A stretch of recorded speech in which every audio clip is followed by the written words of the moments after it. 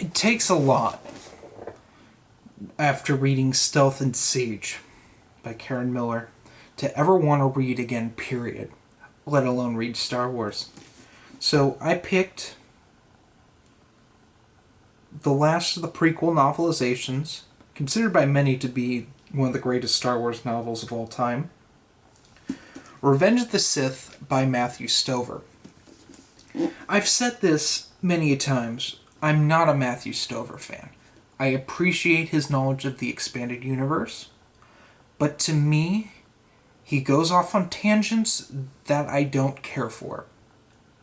This book is the exception, though.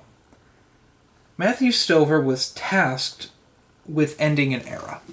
Once again, like we've talked about previously, this was an end of an era. This was the end of Star Wars movies. There weren't supposed to be any after this, or as far as we knew. If only it stayed that way.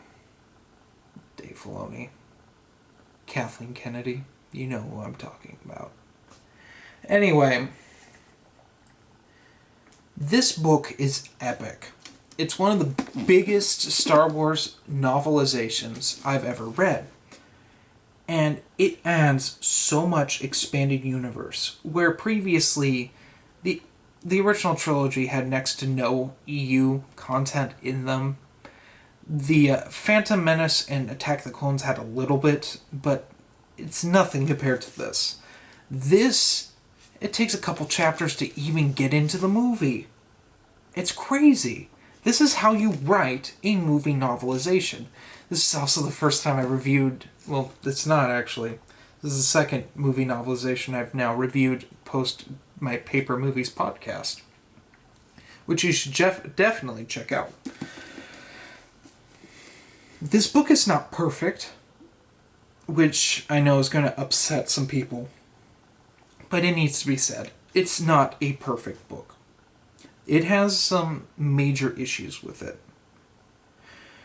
The first is that it suffers from these weird things where it'd be like, this is so-and-so now, and it goes and talks about them, and it's how they introduce all the characters. Except they do it with Anakin over and over and over again. It is so pretentious and didn't need to even be in the book that many times, but Matthew Stover insisted on doing this randomly over and over again, and it's frustrating. The other thing is that this book, if you consider Filoni's Clone Wars canon, it contradicts that. And that's not this book's fault, and I get that. Filoni's Clone Wars is a steaming pile of trash overall, and it did that over and over again, and it never really got corrected in the EU.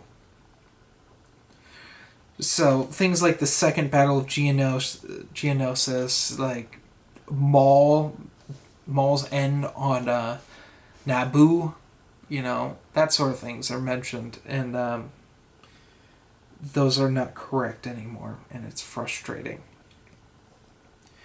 What's good about this book? Well, the amount of detail and alternate scenes. A couple come to mind. The first one I'll talk about is Mace Windu's characterization. Now, Matthew Stover had previously written a Mace Windu novel called Shatterpoint. It's the only Mace Windu novel out there. And I don't know. I'm not a huge fan of Shatterpoint, but there are worse Matthew Stover books out there. Cough, cough. Luke Skywalker in the Shadows of Mindor. What?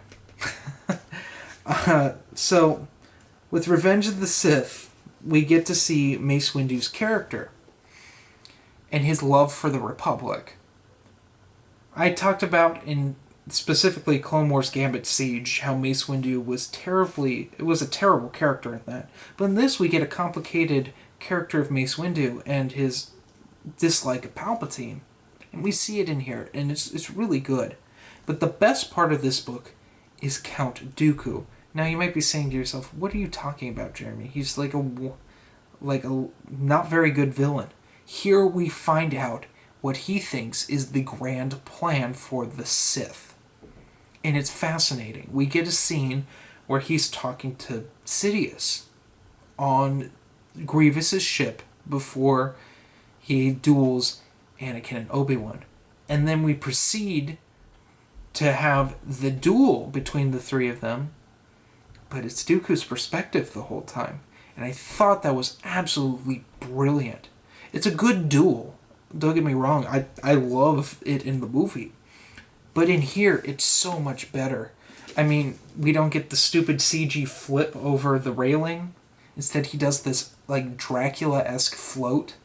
And I love that. But I get why they did the front flip, because Christopher Lee was finishing Lord of the Rings at the same time, and couldn't be there to film more than, I think he was there a couple days, if not, like, one day. Because the whole time, like with Attack of the Clones, Did I say Christopher Reeves? I meant Christopher Lee. Yeah, Christopher Reeves was there the whole time, even though I think he was dead in 2005 when this came out. Christopher Lee was filming The Lord of the Rings at the same time, and he really wasn't... He was pushing 90 at this point. He wasn't that mobile, and so... They would have the stunt double come in, they'd CG his face on, which you can tell in the Blu-ray, and it looks bad. But he would do the close-ups. And, yeah. It's neat. It's neat to see it in this book. There's some great things in here, explaining scenes and stuff, and I love it. I really do. Is it my favorite Star Wars movie novelization? I don't know. It might be tied with Phantom Menace. I love Phantom Menace. This is definitely better than Attack of the Clones. Attack of the Clones is a solid book, but this is significantly better than that. But I love Phantom Menace, and I love Terry Brooks. So, I don't know. I think they're on par as, like, the two best Star Wars novelizations ever.